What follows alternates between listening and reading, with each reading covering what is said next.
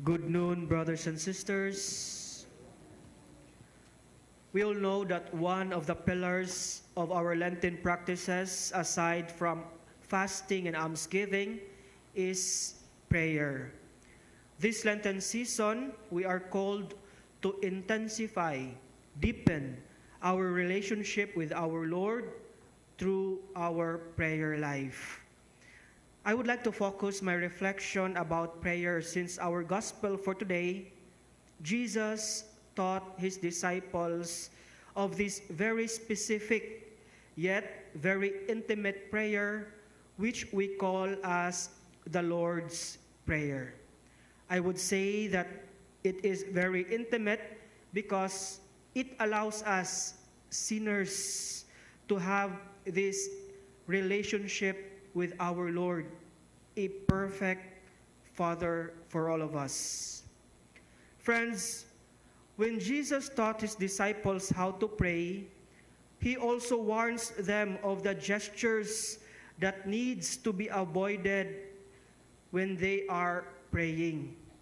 Jesus, in our gospel for today, told them not to babble words like pagans, because bisan pa man og wala pa sila mahuman og litok sa ilang giampo, nasayod na ang Ginoo sa ilang gipangayo. And this is also true to us. We should not look prayer as monologue, nga kita ray sig yaw-yaw og litok. We should also take time to be silent in order for our Lord to speak to us in the conscience, in our conscience, and in our hearts. That is why this is the challenge for us today, to see prayer not about quantity, but about quality. There's nothing wrong when we pray many times every day, but hopefully we don't lose the sincerity and intimacy in our hearts as we approach our Lord. Tingalig parehas tas mga mananabtan, paspas kaayo, grabe kaayo makalitok sa mga pulong, pero ambot og nakasabot basad sa kung unsay ilahang giyawit. Usahay, kini pag-ampo tungod sa kakumon, tungod kay gibalik-balik na lang nato, murag mawad-an nag-epektos atong kinabuhi. Nahimo na lang automatic, routinary, wa nagyoy impact. We have this tendency to say sometimes nga, basta nalitok na ang pulong, mauna to.